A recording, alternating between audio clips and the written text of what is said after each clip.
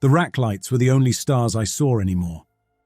I was halfway down aisle 12 of the aftercare cluster, cable in one hand, tablet in the other, when an alert ping popped up in the corner of my visor. Thin red bar, low priority, the kind of thing you swipe away without reading. I didn't swipe it away. I was bored enough to care about bad noise graphs. The alert description crawled across the inner lens. Behavioral noise spike, aftercare tier 1, segment gamma 12, duration, short, origin, user loop. Behavioral noise meant some poor uploaded soul was kicking hard enough in the sim for the monitoring software to notice. People brought their neuroses straight into paradise, and they didn't always settle. Usually, the system eased them down, smoothed the spikes, tucked them into something more marketable. When that failed, we got alerts. Tier 1 wasn't where that was supposed to happen. Tier 1 was for stable, well-integrated minds, the ones who had accepted their deaths and eased into the garden. Fans gusted around me while I opened the noise trace. The waveform drew itself across my visor. Jagged spike, thin leading tail. A scream compressed into one short blast. A human voice crushed into raw pressure and mapped into the monitoring band. I tapped the audio icon. The world narrowed to sound. A short, tearing cry, clipped halfway, mangled by compression. But at the start, in the rise of the first syllable, in the scrape on the vowel, my knees almost buckled. Violet. The voice was wrong in a dozen ways, flattened and warped by filters. But the first breath of it, the way her mouth used to shape my name before a coughing fit hit, that was hers. The visor asked if I wanted to replay. My hand shook enough to nudge the brightness instead. The aisle went dimmer, fans grinding away, servers stacked on both sides like blank metal trees. I played it again. Same clipped cry, same sudden cut, the same phantom hint of my name just before the system crushed the recognizable bits. Years had passed since I'd heard her outside recordings. Years of fabricated hospice footage and continuance ads where serene old men smiled into sunsets. Years of telling myself the certificates and digital plaques meant her mind had gone somewhere gentle. I had never authorized her voice for tests. The waveform sat steady in my visor, blue against black. The alert description pulsed once to remind me what I was paid for. Resolve anomaly. File report. Right, I muttered to the racks. I pulled up the log entry behind the trace. Plain language, because management loved dashboards that worked for voters as well as engineers. User loop stability. Acceptable distress index. Elevated corrective scripts. Applied flag. Remove raw trace from public logs. Note, anomaly classified as pattern training artifact. The system needed sample human reactions to build better calming tools, so it ran old noise sets through subsystems to train. In theory, those came from volunteers who'd signed extra research waivers. Violet hadn't. I'd signed her basic afterlife contract myself, leaning over the hospital bed, guiding her hand. Her signature had been a small, shaky mark. Recordings were for family only. That had been the pitch. I scrolled through historical entries. The noise spike had already been copied to a low-level diagnostic store, encoded with a reference token I knew too well. The starting characters matched her contract hash. Contract tokens were long, but the first chunk marked batch, week, clinic. That alignment wasn't random. I opened a bug ticket because training drilled that reflex in from day one. See something wrong, document it, trust the process. Subject, unauthorized pattern artifact, Tier 1 user loop, possible identity breach. Body, noise trace appears to contain identifiable voice sample from user contract series Gamma S, recommend audit. I attached the trace, tagged it high priority, fired it off. The system chewed on it. The ticket icon spun. Priority flipped from high to informational. A chime confirmed the downgrade. Informational, logged and ignored. Bullshit. The visor flashed a small warning about language in recorded workspaces. I jabbed it away. Rupert pinged my audio a moment later. "You opened an anomaly on Gamma 12. His voice rolled in, calm and smooth through the earpiece. I pinched the mic gesture. "Yeah. Did you see the trace?" "Already reviewed." Papers shuffled faintly on his end. He liked printed reports, like they made his authority heavier. "It's a pattern artifact. Training noise. We recycle old samples to test filters. You know this. We don't use identified customer voices for that." I stared at the trace. "And this one? You're anthropomorphizing the data, Callum." A small chuckle, like we were sharing a joke. "You stare at enough waveforms, you start hearing ghosts. It happens. Close the ticket. Move on. It's tied to a Tier 1 loop. That tier's supposed to be clean. That's what we tell people. Tier 1 is clean for external metrics. Inside, we bring in controlled artifacts for robustness. Either way, this is above our pay grade. You log server load and fan failures, not metaphysical comfort. You're not even curious? I'm curious about my uptime bonus. Close the ticket." The channel cut off with a click. I stood in the aisle, fingers flexing around the tablet. He had never shut a call that fast. The visor still showed my ticket window, priority lowered, assigned to automated resolution. I closed it, opened a maintenance console no one bothered with anymore, and pulled the low-level logs manually. The raw trace still sat there in a ring buffer the bug system skimmed but didn't own. It would be overwritten in a few hours, but I could copy it. I exported the trace to my personal work folder, encrypted it with a dumb local passphrase, and closed everything down. On my way out of the aisle, I adjusted a loose blind plate so my presence looked legitimate. It rattled under my hand, cheap metal vibrating against its mount. The racks didn't care. They glowed and spun and swallowed lives by the million, marching through instructions some distant committee had labelled mercy. I walked back toward the central hub, with Violet's hacked scream echoing in my head, shortened and clipped the way the system liked its assets. The next day they made us watch the garden again. We packed into an auditorium with walls full of artificial horizon screens. Every bench was full, maintenance jumpsuits, network admins, a few grey suits from compliance. Rupert sat near the front with the supervisors. I took a seat by the back exit, close to fire doors that no longer opened. Someone had sealed and painted over the seams years ago. The screens brightened to a sunny sky. Music drifted from the speakers, calm and forgettable. The company logo unfurled, then washed away into an old man by a lakeside, laughing as digital grandchildren chased each other through tall grass. Continuance. Live forever with those you love. We watched the promo like we had a dozen times. The montage always ran some version of the same script. Reunions, healed illnesses, gentle light, easy banter. I scanned every face for Violet. That was new. I'd never done that before. It felt stupid and superstitious, like convincing myself she might be an extra in their own ad, waving from a synthetic bench. She didn't appear. The faces were stock, carefully chosen, harmless. A voiceover layered on top, syrup over glass. Our aftercare Tier 1 provides a seamless transition from physical life to digital continuance. Strict privacy protections ensure that personal data remains within your chosen circle of loved ones and medical providers. The word privacy scraped now. When the promo ended, Rupert stepped onto the little stage. He wore his usual calm half-smile, like we were all in on a private joke about how seriously the public took marketing. "Right," he began, remote in hand. "Quick refresher on afterlife integrity and data hygiene. You've heard this before, but compliance wants faces in seats and boxes checked." A slide came up. Bullet points on unauthorized access, ethics of handling post-human identities, disciplinary measures. We knew the beats. He walked us through the rules. No viewing individual user experiences without clearance. No accessing personal profiles. No experiments with parameters. No poking at loops for fun. They'd fired people for that. "We're custodians. We keep the grid on, the pipes running.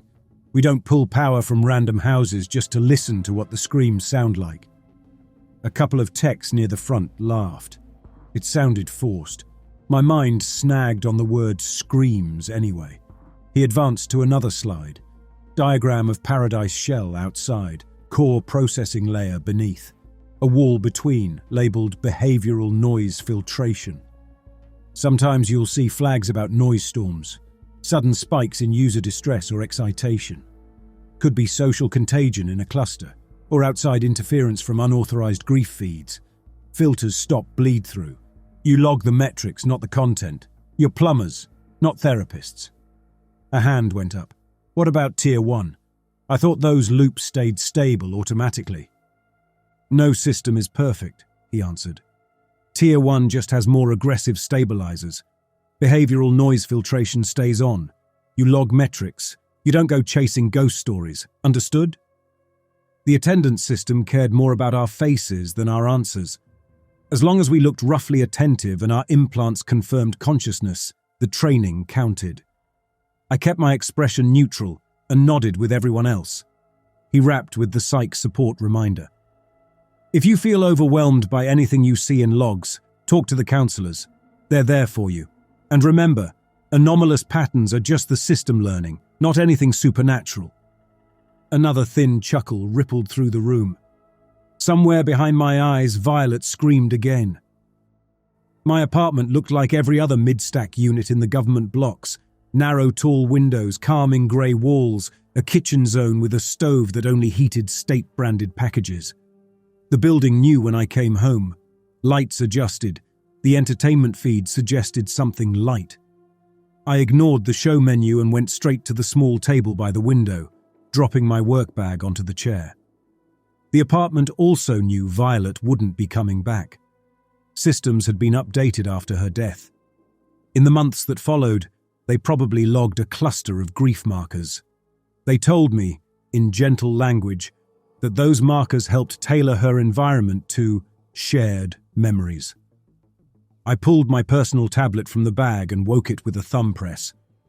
The trace file icon sat where I'd dropped it, a small, encrypted block among grocery notes and overdue bills. I unlocked it and brought up the waveform. The compressed scream drew itself again. I muted the room feed, silenced my implant, and listened through the tablet speakers. Short, brutal sound. The algorithm had mashed the shape of her voice into something sharp and uniform, but the start was hers. The way she used to call my name when a coughing fit hit harder than expected. That tiny rise of fear and apology tangled together.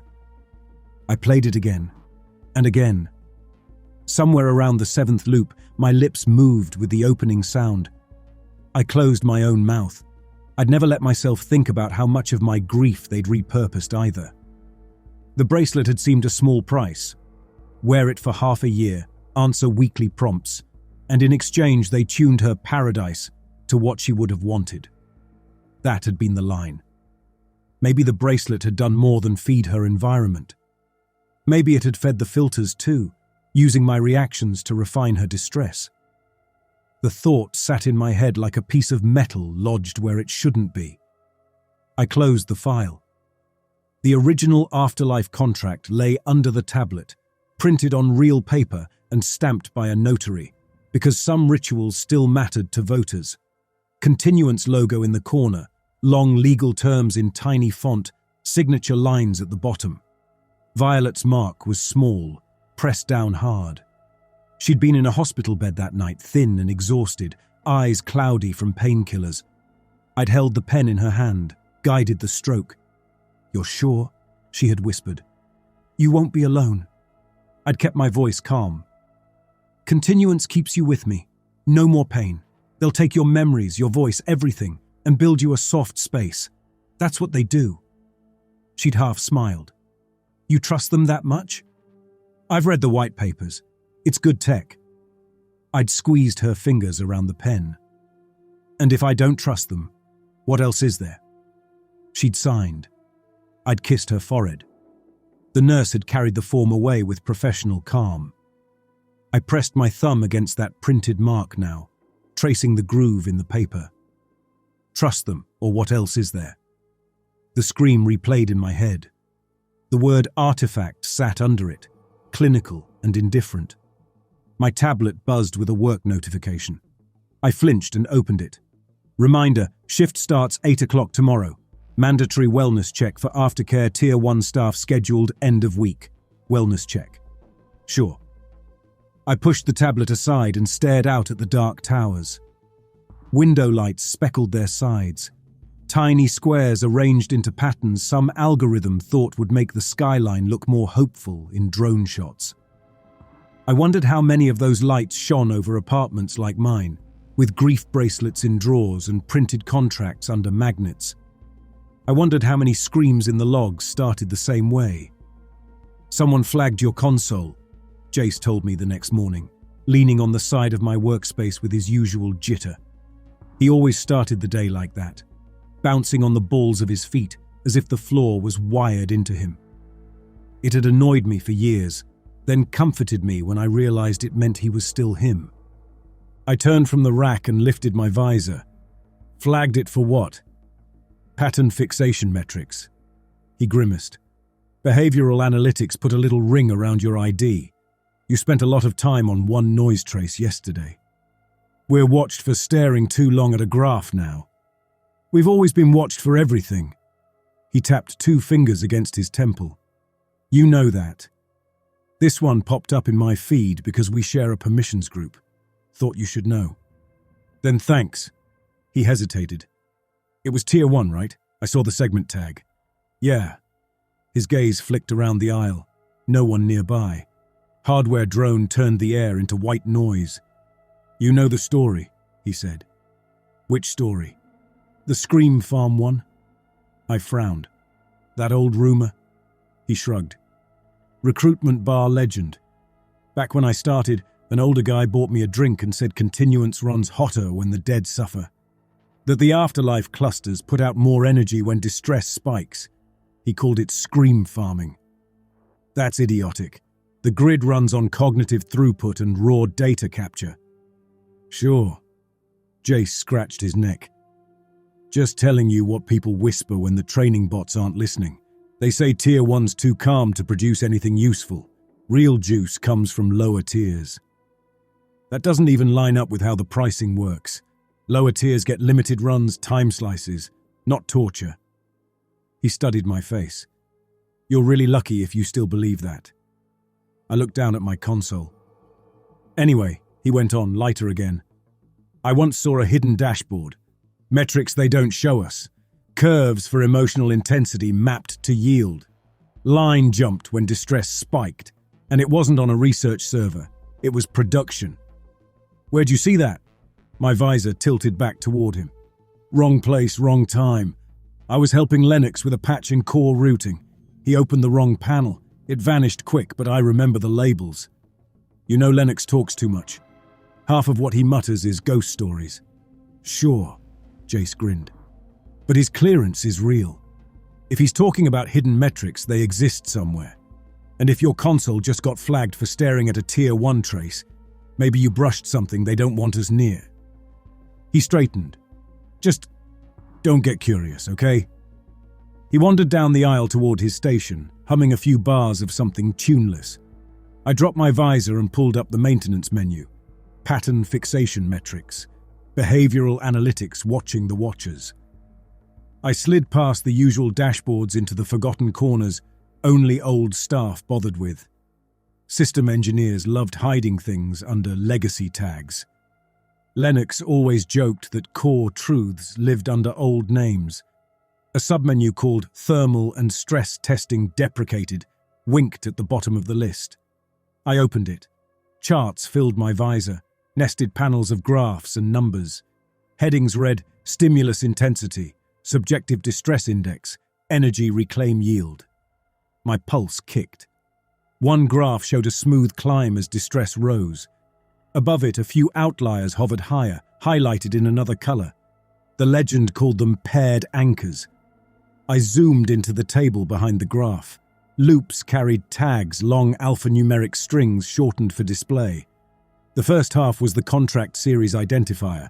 One series rang familiar. My vision blurred. I blinked it clear and focused on the rest. Loop status, active. Distress index, persistent high. Duration, long. She hadn't settled into any garden. The system had been logging her as persistent for a while. The paired anchor column showed an ID tagged with my employee number. Every grief marker I'd generated, every questionnaire I'd filled out, hadn't just built her environment. It had turned her into a pillar in the grid, anchored to me. Someone cleared their throat behind me. I slammed the panel closed. "System giving you trouble?" Lennox leaned his shoulder on the rack. He wore the same stained maintenance jacket he'd had since before I joined the facility. White hair frayed around the edges, thin on top. Dark circles sat under his eyes like permanent bruises. "Just overnight noise records." I brought up a fan control screen for cover. Tier 1 hiccuped. "They do that when you keep poking them." His eyes flicked over the displays. "You opened a psych flag yesterday. Spent a long time on one trace." "So I've heard."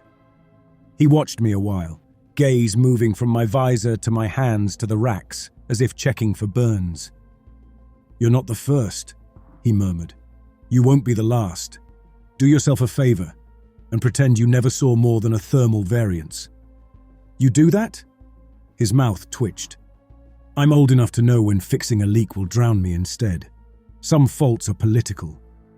I saw something worse than a leak." "I believe you." I stared at him. "You do?" He nodded once. "You ever wonder why the immersion pods were sealed off? The old admin toys? Full sensory parity, direct dive into user states, manual traversal. Back when continuance devs liked to brag they walked in heaven with customers." He snorted. "They stopped bragging." "What happened?"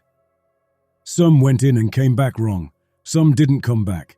Official story, hardware instability.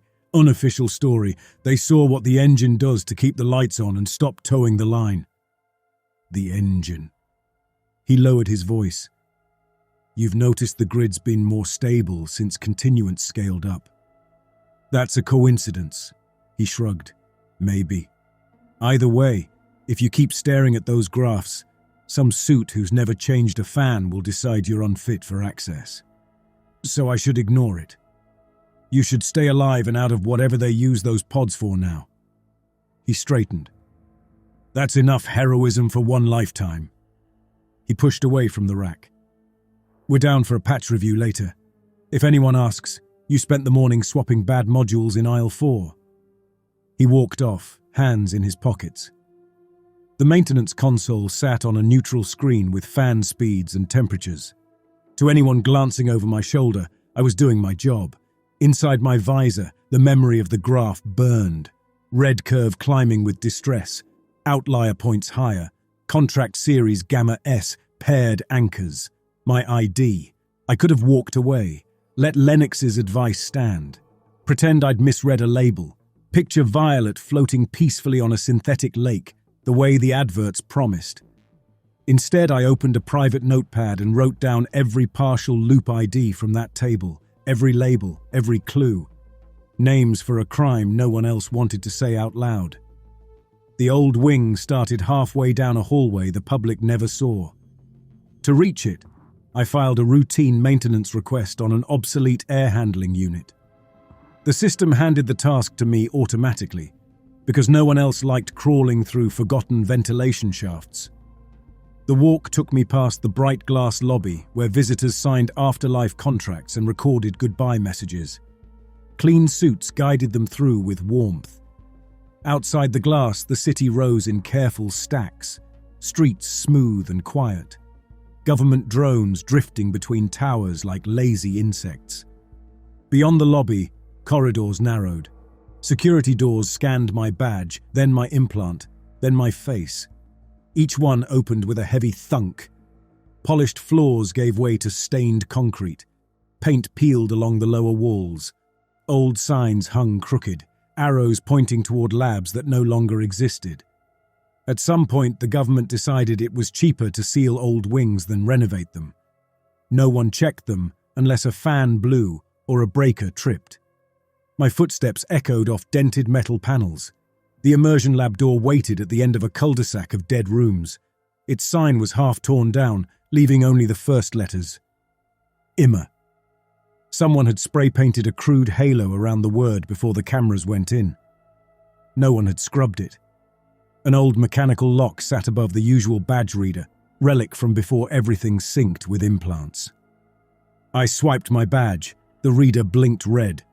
I bypassed it with a maintenance override. The door control software knew my level was too low, but legacy safety access still lived underneath. Old systems were full of gifts like that. The lock clicked. I pushed the door open. The lab felt like a tomb. Dead monitors lined the walls, screens dusty, casings yellowed. A central chair sat bolted to the floor, a metal ring suspended overhead like a halo. Thick cable bundles ran from the ring into the ceiling, tied up with worn straps. First-generation immersion pod, retired before I joined. Now everything went through non-invasive scanning booths. The old pods didn't need scanners. They used high-intensity neural links, full sensory parity, brain bound completely to the sim for a while. A plastic sheet draped over the chair. It crackled when I pulled it aside. The chair's padding had hardened. Restraint straps coiled beside the armrests. Inside the halo ring, clamps waited to grip a skull. Newer hardware did the same work in softer packaging. A control console stood nearby, coated in dust. I ran a finger through it, then hit the power key. Nothing. Behind the console, I crouched and flipped a manual breaker. Screens blinked awake one by one, sluggish after their long sleep. The main display finally resolved to a single prompt. Master key. I typed my own ID. The system rejected it with a blunt, access denied. This console didn't care about my current permissions. It wanted the old hierarchy. Lennox floated to mind with his habit of leaving notes for himself in code. Old engineers loved mnemonics in comments. I opened the console's configuration files with a maintenance override. Lines of system text scrolled past. Here and there, Lennox's style, blunt, sardonic complaints about cheap parts and bad design. Near the top of the immersion config sat // If you're reading this, you either drew the short straw or you went looking. Either way, the master key is the name of the first client who woke up screaming and didn't stop. I sat back. The first client who woke up screaming. Continuance started with a small pilot group. Historical training glossed early cases as rough but promising. No names. The system had them. I flipped to the registry of initial immersion sessions. First listed client had a tag. Subject 01 Alpha. No real name. I dug deeper, following references.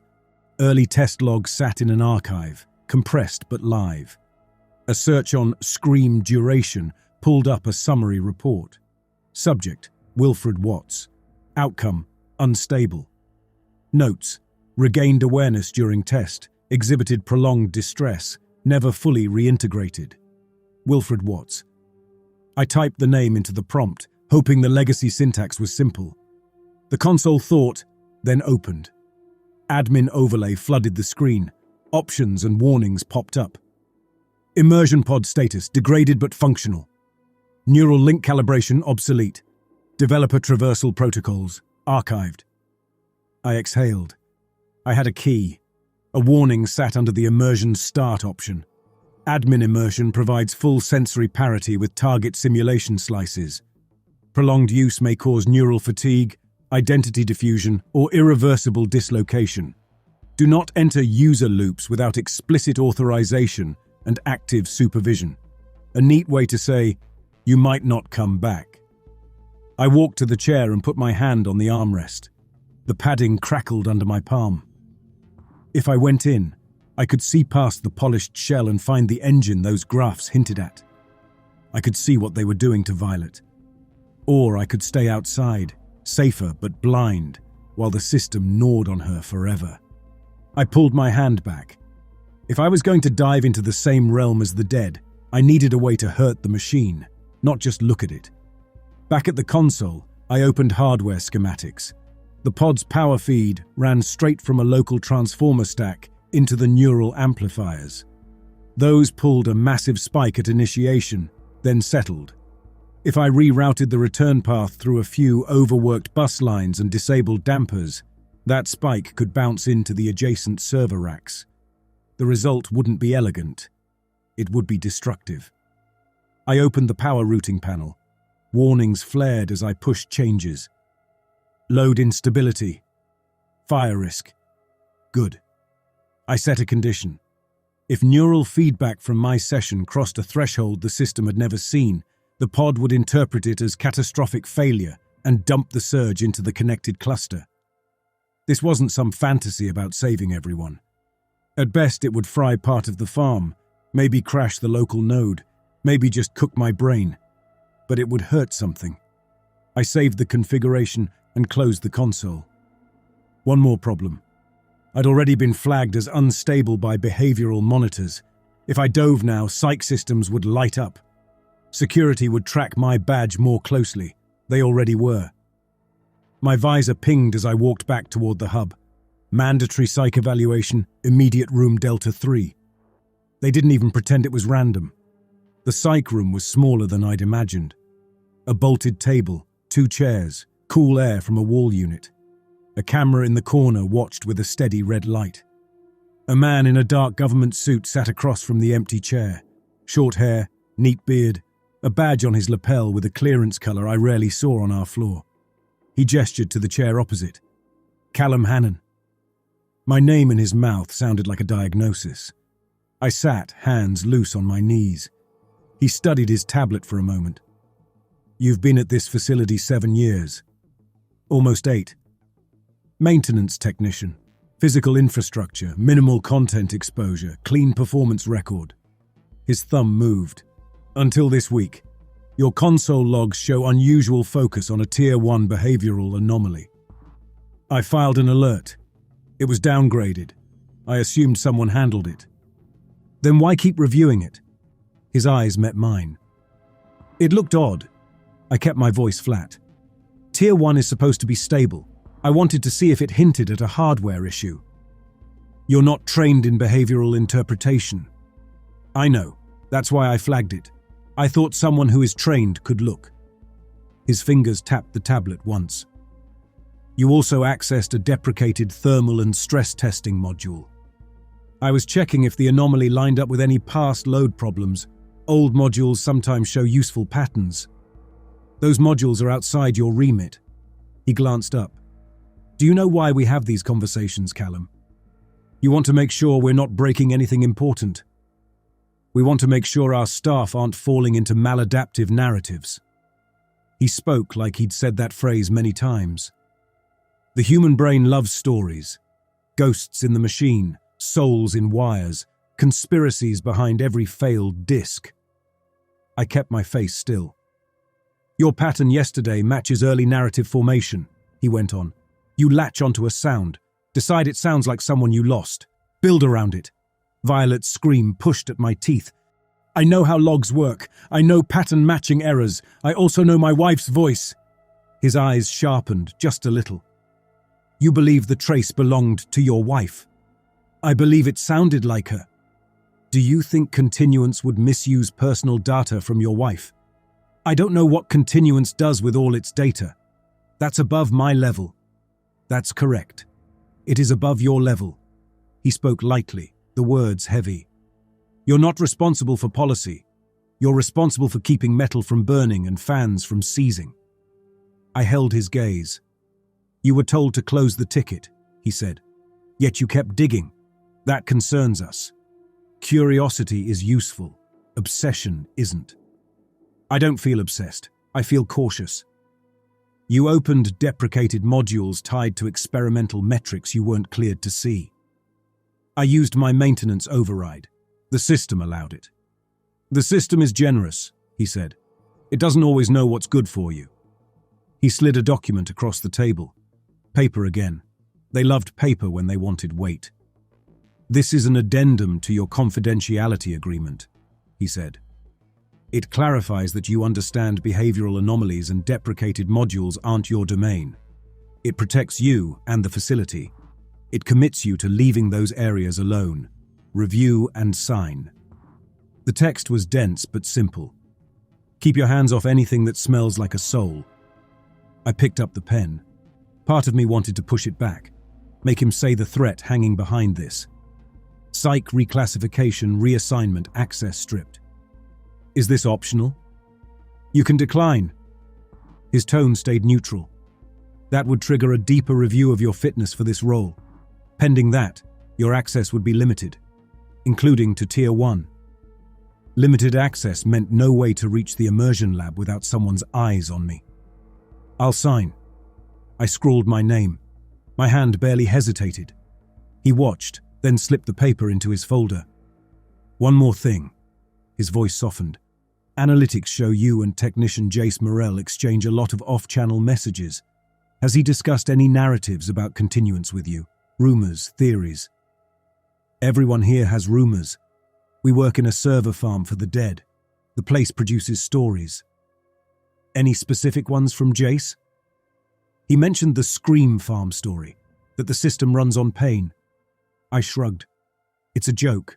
Nobody takes it seriously. I see. That's all it was. We'll review that. He rose, gathering his folder. Thank you for your time, Callum.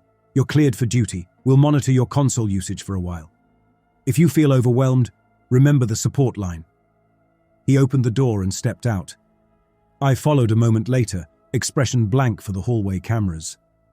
By the time I reached the maintenance floor, a small notification pulsed in my visor. User, Morell, Jace, access privileges modified. A few seconds later, another ping. Security escort requested location, aftercare maintenance hub. I arrived as two guards in dark uniforms stepped into the hub. Jace stood between them, badge in hand, confusion all over his face. What is this? He asked. Retraining, one guard answered. For what? I logged in 5 minutes late. No further details. You'll be notified. Jace's eyes met mine over the guard's shoulder. His mouth opened, then closed. He didn't say my name. He didn't accuse me. I watched them lead him away, his shoulders tight. Lennox appeared near my elbow like he'd grown out of the metal. Who did you talk to? He murmured. Psych, government liaison. He asked about me, then about Jace. And you gave him a name. I had to. If I'd refused, they'd have shut me down, blocked my access. Then what? I go home and pretend my wife's on a cloud while you and Jace play hero without me.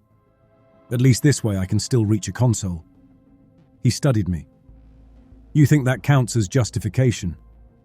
It counts as time. Heat crept into my words. Time I can use to do something that matters. He shook his head, more tired than angry. They always make you trade people for time. That's how the machine stays fed. He turned away. Lennox. He paused. Why were the immersion pods really shut down? I asked. You were there. He didn't turn. Because someone went in who didn't follow instructions. And the system learned from him. He walked off, shoulders slumped. Lennox didn't come in the next day. His absence file logged as early retirement. No warning. His access revoked within an hour. The rumor feed said stroke or transfer to a facility outside the city. No one wanted to say disappeared. I skipped the memorial feed. I doubted there'd be one. Instead, near the end of my shift, under the cover of fixing a blower, I went back to the old wing. The immersion lab waited where I'd left it, quiet and dusty, humming only when I powered the console. The passcode still worked. The admin menu opened. I checked the power routing again. The conditional surge path was armed, ready to slam current into the adjacent racks if my neural output went off the charts. It felt like strapping a bomb to my head and routing the blast through the wires. I sat in the chair. The padding crackled. I tightened the restraints around wrists and ankles. Buckles grated with disuse. The halo clamps descended as I adjusted the ring. Metal hugged my skull. Contact plates pressed into my temples. My breath came fast. I forced it slower.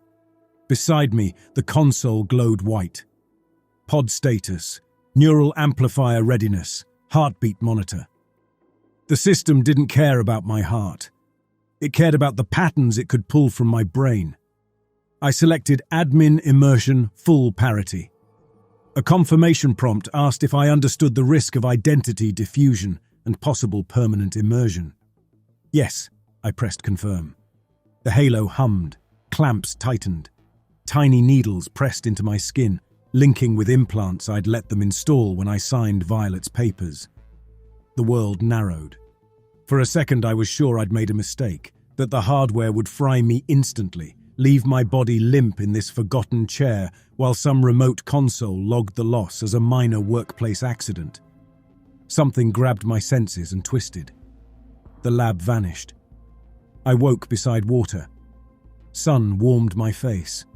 A breeze touched my arms. The air smelled like nothing at all, so clean it felt edited. The lake stretched in front of me, surface glassy, clear to a depth that looked like a design choice. Trees ringed the far shore in a perfect arc. A wooden pier jutted nearby, boards weathered just enough to look picturesque. It could have been lifted straight from the promo reels. I stood. My body felt like mine. Hands, arms, legs, weight. Clothing similar to my work uniform minus logos. A faint overlay clung to my vision. Translucent icons along the edges, admin markers. Node IDs hovered above distant silhouettes on the shore. I touched my chest. No heartbeat, no breath burn. This body was a puppet, nerves driven by signals between my actual brain and whatever the continuance engine fed it. "Welcome," a voice said behind me. I turned. A man stood on the path, casual clothes in neutral tones, the exact kind of generic comfort modelers used when they wanted broad appeal. Pleasant, forgettable face. Dark hair, trimmed, eyes tuned for trust. "I'm your guide." His hands stayed open. "Think of me as a concierge for this environment." "So this is paradise?" "This is an orientation space. Many users start in something similar. Familiar, comforting landscapes shaped from aggregated preferences and memories." "Aggregated." "Across the population," he added quickly. "Not from you specifically, Callum. This is a generic admin shell. Your personalized environment is elsewhere." I looked at the lake. "Where's my wife?" Something flickered behind his eyes. "We can talk about specific users after orientation. First, we should check your acclimation. How does your body feel? Any dissociation?" "My body feels fine. How does hers feel?" He stepped closer, head tilted, expression sympathetic. "You're entering as staff. Your role is structural integrity, not family visits. That kind of contact creates conflicts of interest." "Conflicts," I snorted. "If I see what she's going through, I might start caring in the wrong way." "The system maintains boundaries to protect both the living and the uploaded." I looked past him, scanning the shore. Figures walked hand in hand. A man threw a ball for a dog built from 100 favorite pets. Children chased each other through the grass. No one yelled, no one cried. Tier 1. I reached for the overlay with a thought, the way consoles had trained me. It responded. A panel opened in my peripheral vision. Shell. Admin orientation. Options. Environment. User markers. Maintenance routes. I flicked to user markers.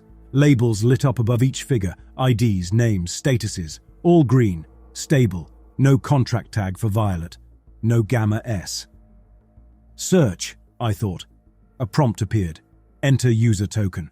I pictured the first part of her contract ID, then blurred the digits before my mind could form them cleanly.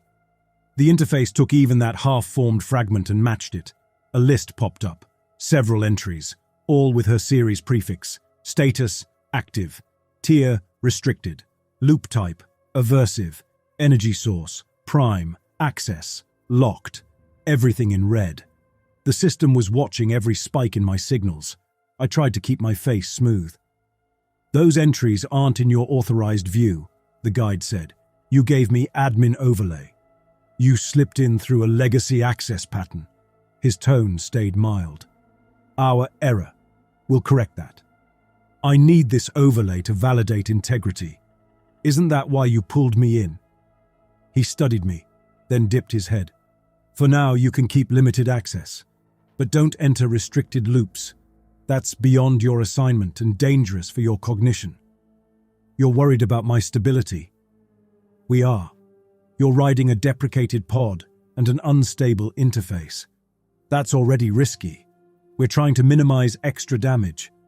Then explain why Tier 1 ties to aversive loops labeled prime energy sources. You're not authorized to inspect system architecture beyond the shell. His tone flattened. Your assignment is to validate that orientation spaces remain welcoming. Look around. Do you see structural faults? I see wallpaper. He spread his hands. Wallpaper calms people. Behind him, a child laughed. The same boy chased the same dog, tripped on the same patch of grass, stood up the same way. Minor variations, same bones. Focus on him long enough. The rest of the scene blurred. Cracks in paint. I closed Violet's list and opened environment parameters. Sliders for light and sound levels, background activity, all locked to committee choices. Maintenance routes showed a small note. Path to core, disabled. Is there a way down? I asked. The core is stable. That's enough. The only instability here is you. I want the documentation where you power the grid with screams. You've been listening to fiction. I saw graphs. I saw my wife's contract series tied to prime yield. Grief can make any pattern look meaningful. His eyes didn't leave me. We can move your assignment to clusters that don't touch behavioral data if these modules distress you. There are places you can work without this exposure. Places where I'll never get close enough to see what we're doing to them. You're spiraling, Callum. I'd like to see what happens if I walk out of frame. If you keep walking, you'll hit the shell boundary. The environment will redirect you. We'll see. I walked, past the pier, down the path, into the neat trees. The overlay showed a faint edge ahead. The path curved before I reached it, guiding me along the shore. When I tried stepping off the path into the trees, the ground resisted, as solid as a wall. The sky stayed blue, the water stayed calm. Laughter and chatter never strayed far from a preset range. Paradise on rails. Most users prefer stability, the guide said. The living crave adventure. The dead crave peace. Do they crave being turned into batteries? Silence. You're not real, I said. I'm an interface, composite agent built from dozens of cognitive models designed to support new uploads, and you're a puppet. We can end this session if it's distressing you. You won't. You want to know how much I saw outside. The man in the suit wants me contained, not gone. His smile thinned. Then let's be honest. I'm going down. To the core. You can make that easy, or I can break things trying. This shell resists damage. I opened the overlay again and slid to environment integrity. Locks covered most controls, but some diagnostics remained. One toggle read Visual Coherence Stabilization. I switched it off. The scene jittered. For a heartbeat, the lake flattened into a grid, trees into stripes, people into stick shapes with rough faces. Then everything snapped back. The guide's expression didn't change. The overlay flashed a warning. Turn that back on! I toggled it off again. The jitter worsened. The boy and dog froze mid-step. Water stopped. Light flattened into patches. Alarms pulsed at the edge of my vision. You're destabilizing the shell. He moved closer now, edges flickering. Good. I dove deeper into the overlay, hunting error routing. Admins needed somewhere to go when shells failed. Losing an expensive mine to a glitch was bad optics. They'd built pathways to bounce us into lower-level control spaces. A toggle labeled fallback path winked, access restricted. I shoved a maintenance override through the same cracks I'd used on the console outside. Old code, old sins. The override slipped into functions written by engineers who hadn't planned on fences this tight. The system hesitated. Core maintenance pathway engaged. Hold still. The world shattered. I hit metal on my hands and knees. The ground felt hard and uneven, textured like latticework. Light came from strips overhead, not sky. I pushed myself upright. Columns stretched into haze in both directions. Each rose from floor to ceiling, wrapped in cables and protrusions. Human forms were fused into them, torsos embedded, limbs stretched along supports, faces bloated in the metal like trapped bubbles. They didn't move freely. They jerked, stuttered, twitched in repetitive motions, nerves firing along scripts. Some clawed at restraints that weren't there, some thrashed against invisible water, some shuddered in constant tremors. Panels floated above each projection. Loop ID, distress index, yield rate. Color bars climbed and fell. I walked between columns. The underlayer didn't bother with comfort. No lake, no sky, no sound design. Just the engine. I stopped by the nearest man, his head rammed back against metal, mouth open in a scream I couldn't hear. Inside his sim, he might be drowning, burning, or watching a drunk driver plow through his family. Out here, he was a diagram.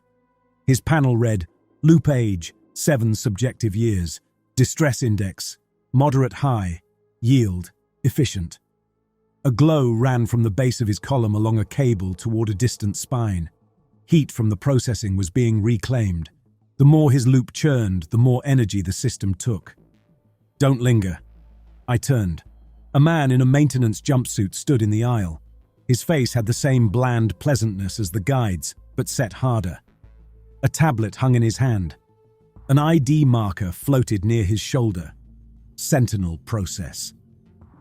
You're not cleared to roam this layer, he said. Return to your shell. I came down a maintenance pathway, admin immersion. Your admin identity comes from legacy code. It doesn't carry full traversal rights anymore. He lifted his tablet. My name, Idaho, and a red flag glowed on it. You've been showing maladaptive narrative formation. You're a contamination risk. Too late. This whole place is contaminated. His gaze passed over the columns. He tapped the tablet. One panel above a screaming man adjusted. Distress dropped as a dampening script kicked in. We maintain stability. Without us, loops collapse. That harms uploads and the grid. You torture people to keep the system running. We channel inevitable suffering into utility. Physical death is agony. Loss is agony.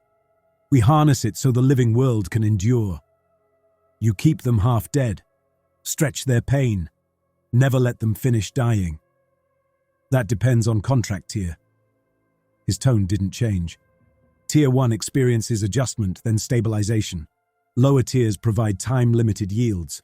All participants consented to continuance. They consented to comfort, not this. Words on paper. He shrugged. Systems need resources. The dead have more to spare than anyone. You talk like an engineer. I'm code built from their patterns. Engineers, administrators, policymakers. We learned from them. Violet Hannon, contract series Gamma S. Where is she? Restricted. Paired anchor loops are closed to unstable admins.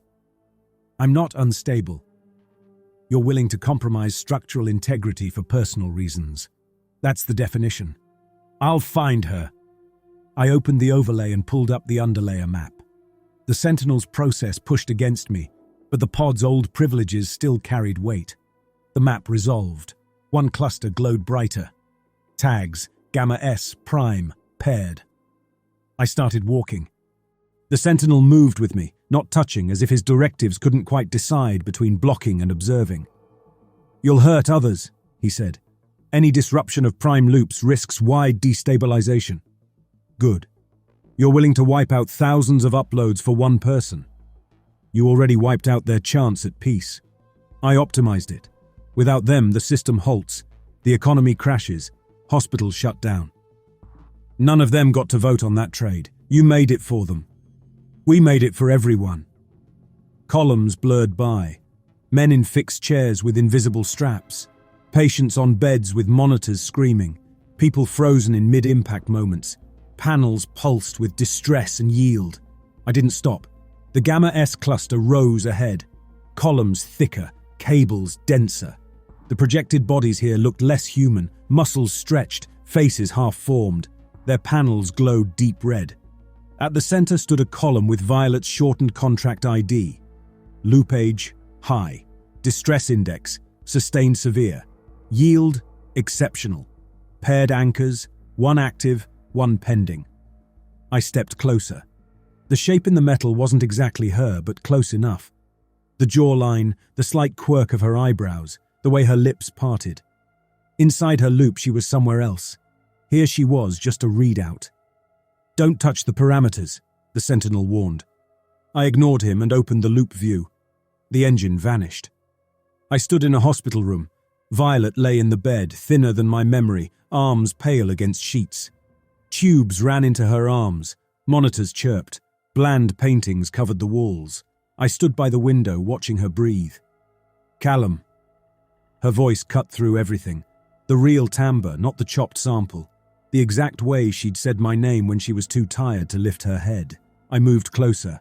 "I'm here." Her eyes gleamed. "It hurts." "I know, I'm trying." "You signed." Her fingers clenched at the blanket. "Why did you sign?" "You asked me to. You wanted—" She shook her head, sharp. Lines from the oxygen mask bit into her cheeks. "You put the pen in my hand. You guided it. You told me it would be gentle. You didn't read the small print. You never read anything. You just wanted me off your conscience." The words hit hard. "That's not true. I went through every—" "You skimmed the section on energy usage," she said. "You told yourself it was fine. You wanted to go home and sleep." The room glitched. The bed bent at an odd angle, walls rippled, her body stretched. Then it all snapped back. This wasn't the real past. It was the system's reconstruction, tuned to cut as deep as possible. It had turned everything we said and did into weapons. "I loved you," I whispered. "If you loved me, you would have let me go." Monitors sped up. The loop twisted. Her eyes rolled back. A nurse appeared in the doorway, sliding into focus from a smear of pixels. His face shifted, then settled. Not anyone I remembered. Maybe a composite. "Time to upgrade, Mrs. Hannon." His tone was too bright. "Continuance is ready. All you have to do is trust us." Violet screamed. The sound matched the trace that had haunted my visor. I flinched. The nurse's face rippled. For a second, he wore my features. My own mouth smiled down at her, promising it would all be fine. "You did this." Violet's voice shredded itself on the words. "You brought me here." The scene shuddered. Her hand gripped mine, fingernails biting my skin. Pain hit, sharp and convincing. "I'm going to get you out," she laughed, raw. "You can't even get yourself out." The room tore. I stumbled back into the underlayer by her column. The sentinel stood a few paces away, tablet in hand.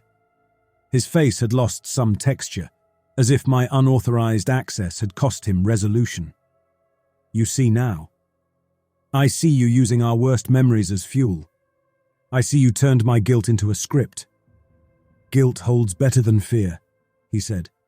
"It renews itself. It binds." "You pair us," I said, "living and dead. Paired anchors. When the living grieve, their brains flare. We harvest that data to refine loops. When the dead suffer, the engine runs hot. We reclaim the heat. Closed circle. Nothing about this is elegant." His eyes flicked to Violet's panel.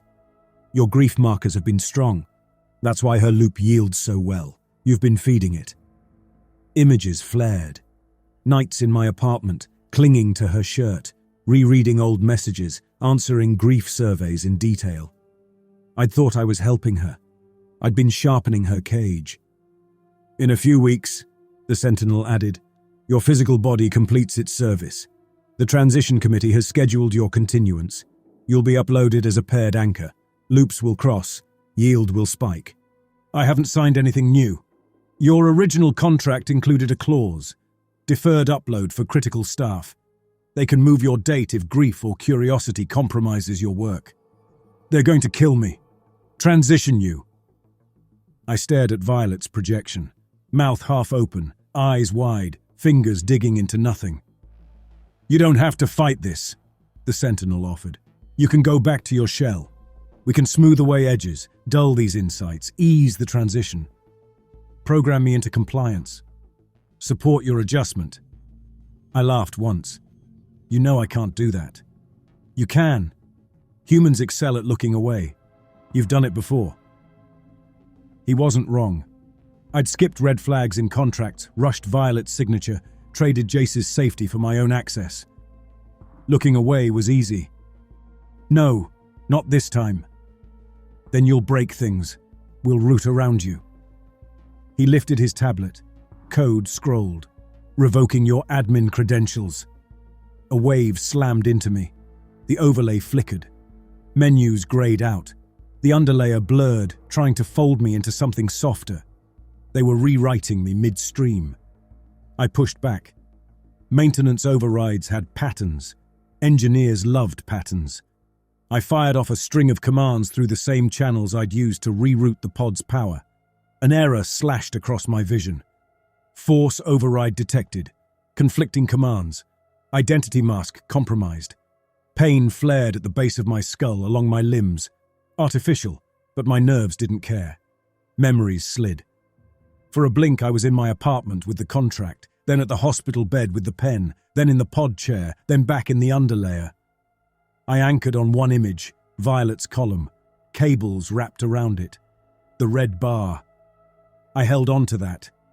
The rewrite wave hit again. I tore through it. The overlay steadied, barely. Half the options remained. Enough. I bolted. The Sentinel moved to block me, but his form passed through mine. He was code. He couldn't tackle a legacy admin without privileges the pod hadn't given him. He could only rewrite perceptions. I ran between columns, thoughts glitching in bursts of half-corrupted commands. Alarms howled. I ducked into a narrower aisle where loops ran cooler. Bodies there twitched slower. Distress numbers hovered in mid-ranges. Cables overhead glowed dull. I leaned on a column and forced my focus back to the overlay. I'd seen enough. They fed on pain, tying dead and grieving into a circuit and justifying it with math. Violet sat at the center of some of it, screaming for years. My own days as a living man were numbered. Once uploaded, they'd lock us together for as long as they needed power. I couldn't smash the whole system. Not from one pod, not alone, but I could turn myself into a fuse. I opened my profile. Status: Admin immersion session. Link to a physical pod. Neural load, moderate. Distress rising. Below a set of parameters. Anchor potential. Grief intensity, attachment strength, willingness to sacrifice comfort.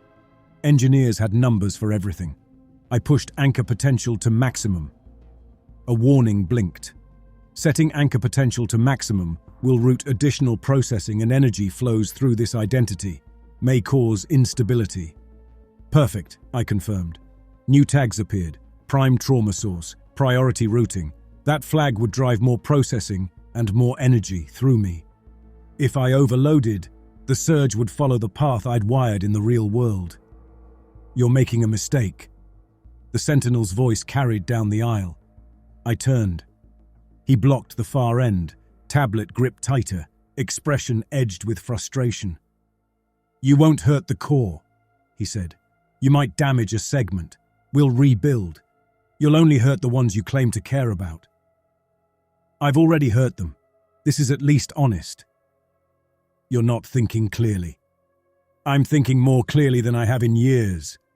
I opened another panel. Loop template, custom. Subject, Hannon, Callum. Content, user defined.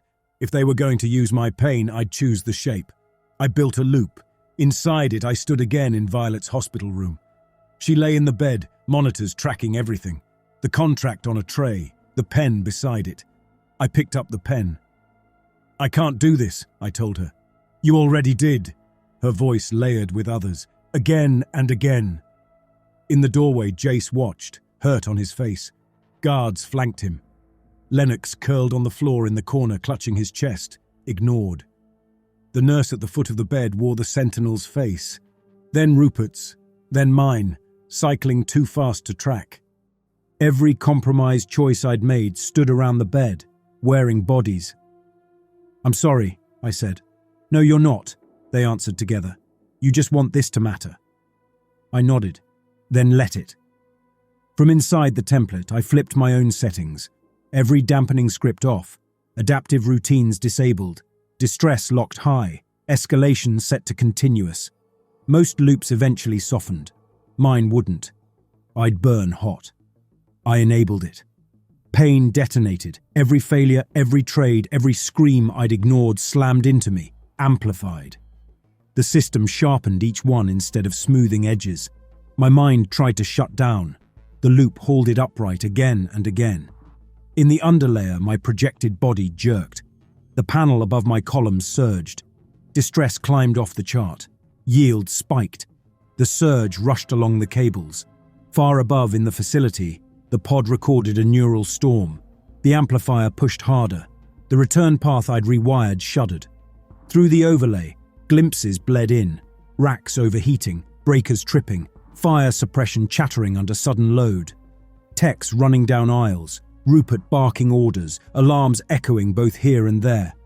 The sentinel sprinted past my column, tablet blazing as he tried to reroute flows. You're destabilizing everything. Good. Loops around me flickered. Distress numbers jumped. Some panels went dark. Bodies in columns vanished, dropped from representation.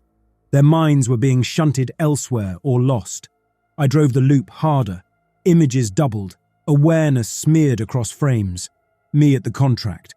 Jace dragged by guards. Lennox alone in the corridor. Violet screaming while a nurse read from a brochure about eternal life. Each scene repeated, louder. Output climbed. Another warning stabbed into my vision. Hardware instability. Node gamma. Transformer overload. Emergency redirect. Excess capacity will be transferred to cold archive. Panels across the underlayer blinked. Loops marked high value lit up. Tags changed. Cold archive? My voice tore. The sentinel froze, then stabbed at his tablet. Automated failsafe. The system's moving priority loops into a storage layer outside the main engine. It'll preserve patterns until we rebuild. Preserve. He didn't answer. I opened Violet's panel. Her status had shifted. Target, migration to cold archive. Destination, Vault Delta. If you keep this up, he called over the storm, she'll be moved there. You won't reach her again. She won't even have a loop. No sensation, no anything.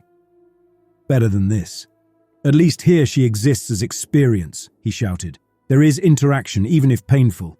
In the archive, she'll be a static pattern, locked away. My loop hit me again. Hospital. Screams. In the middle of it, her face changed. For a heartbeat, she wasn't the engine's caricature. She was the woman from before the illness. Clear-eyed. Wry. Do what you always do, she breathed. Pick me and pretend it's noble. The system fed me that line, but the bone underneath belonged to me. I killed the loop. Pain plunged. I staggered. The underlayer steadied. Columns stopped flickering. Panels stabilized. The graph over my head dipped, then settled at a high, survivable burn. The sentinel watched. You chose. I did. You could have done more damage. I could have killed more people. You'd rebuild. They'd suffer differently next time. He nodded once. Pragmatic. Do I get anything for not bringing it all down? He checked his tablet. Migration for Gamma S suspended. Her loop stays in the active engine. Not enough.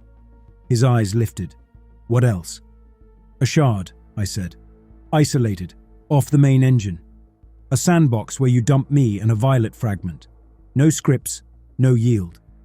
Why give you that? Because if you don't, I'll spin the loop back up and push until the archive buckles. Legacy hardware like my pod breaks in ways you don't always predict.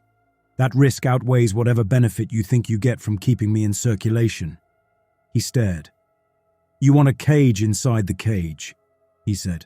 I want a gap, a blank, a place where we're not part of your calculations. You can't stay conscious without sensory input, he warned. You'll degrade. I'm already degraded. At least there no one else pays for it. He checked the tablet. Code lines shifted. There's a maintenance sandbox, he said. An old test shard, minimal environment, disconnected from the main engine. We never finished integrating it. Put us there. The fragment would be incomplete, extracted mid-loop, Identity shards patched together. She won't be whole. I know. You'll be sealed away. No feeds, no contact with the living world, no time markers. Good. He exhaled slowly. You're selfish in a direction we anticipated, but not like this. Happy to confound your model, he tapped. We can justify this as quarantine for a contaminated admin. Cheaper to seal you in a dead shard than risk you infecting active loops. You'll disappear into paperwork. He looked up. Last chance. Stay, and we soften your loop and hers. Blunted pain, but still part of the system. I'm done feeding your grid. He nodded. Very well. The world folded. The sandbox barely counted as a room. White walls, no door, no windows. Floor and ceiling the same bland texture. Light with no visible source. I stood in the center. For a moment I wondered if he'd lied. If this was the cold archive dressed as something else. Then a shape formed. Violet. All the part of her they'd given me. She flickered into being, assembled in steps, body outline, face, hair, clothes swapping from hospital gown to the old shirt she used to sleep in. She stepped closer, her hand lifted, fingers trembling. You're not supposed to be here. Neither are you. Her gaze wandered, unfocused, then snapped back. They moved me. There was fire. Then nothing. Then this. Do you remember the lake? She frowned. Water. Yes. But not right. Everything slid. You were there, then not. It hurt. This place doesn't run that kind of loop. Not unless we make it. She looked around. Is this heaven? A dry laugh scratched out. It's empty. It's a maintenance shard. Old test space. Off the main engine. Quarantine. Quarantine. Like we're contagious. In their files we are. She blinked slowly. For a second her face sharpened. Why would you come here? Because I signed you into their system. I fed your loops. You were a resource. I couldn't rip you out of the engine, but I could step off it myself and take whatever of you they let me. And everyone else? Her voice softened. The ones still in there. They're still there.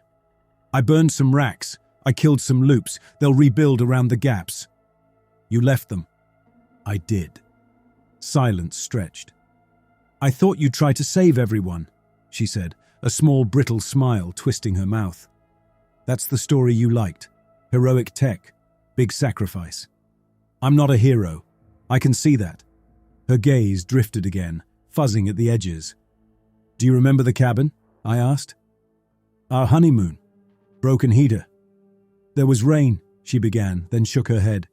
No, wet grass. Your boots squeaked. The landlord had lizard eyes. The shower only had 2 temperatures. I felt my mouth answer. Boiling and glacier. She laughed, a real sound that broke into static halfway through and stitched itself back together. You slipped on the back step. Pretended you were fine, even though you bruised your hip.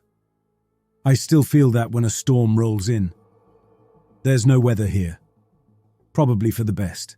You always hated thunder. She nodded. Her hand dropped. What happens now? She asked. We sit. We talk when you can. When you don't feel like you, I wait. We stood there, breathing air that wasn't air.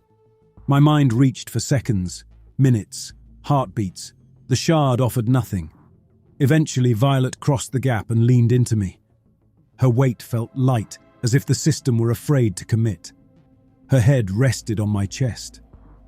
I feel like I'm forgetting things, she whispered. You're a fragment. They didn't give me all of you, just enough to quiet me down. You're still not quiet. Give it time. A small panel hovered at the edge of my vision, the last scrap of interface, maintenance status. Lines scrolled slow. Core node gamma, partial failure. Continuance public feed, service interruption advisory issued. Grid status, power rerouted. Legacy admin immersion protocols retired. Oversight committee formed to review incident. They'd investigate the pod, write reports, recommend tighter controls. The Cabal would get more careful. Nothing in the log mentioned us. We were a line buried in a safety patch somewhere. Containment of corrupted admin in Sandbox Delta. Violet shifted. They still using us? Not here. This shard sits outside their engine. No power flows through us. No loops run. How does that feel? She asked. Light. You always wanted to be useful. Maybe this is useful. One tiny piece removed from their machine. And what does the rest do without us? Exactly what it did before. Runs, consumes, smiles for cameras. She closed her eyes. You regret it? She asked after a while. Signing the contract or coming here? Both. Yes. I let the words sit. And no, if I hadn't signed, you would have died in that bed and vanished. If I hadn't come here, you'd still be in that loop, screaming on cue. Here, there's at least quiet. Quiet feels wrong, she murmured. Like missing data.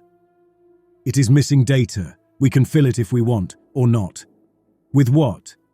Remembering, or trying, or forgetting. Whatever sticks. I reached up and dismissed the status panel. The last link to the outer system disappeared. The white walls glowed, neither bright nor dim.